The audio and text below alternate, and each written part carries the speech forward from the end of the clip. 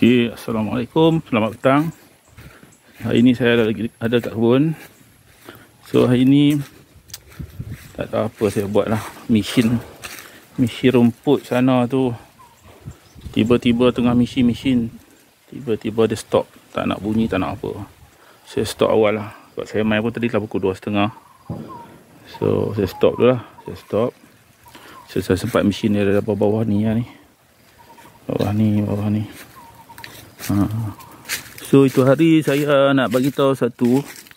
Saya ada pangkas pokok gajus. Pokok gajus saya ada pangkas. So paras dia, pokok tu dah besar dah. Macam ni lah tinggi dia.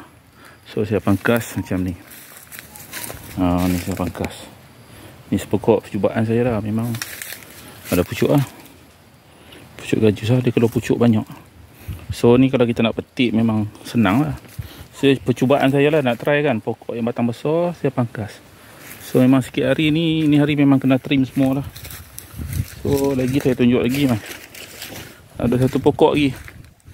Lawa pula bila kita pangkas tu kan dia rendah. Dia rimbun sejambak tu.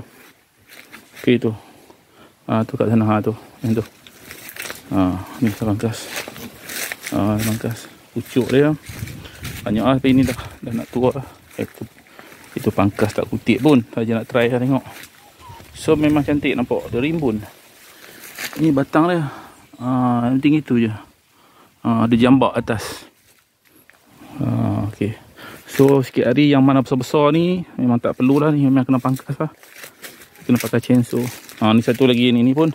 Ni bukan saya pangkas. Ni dia terbalik. Dia tiup angin. So dia rimbun bawah juga. Batang. Ni batang. Batang kecil lah. Okay. So ini sajalah setakat ni. Sebab tak boleh nak mesin. Nak teruskan mesin rumput tak boleh lah. Tengok besok lah. Kena pergi kedai repair, kedai Cina. Besok tak tahu lah dia orang buka ke tak buka. Okay. Setakat ni saja. Wassalam.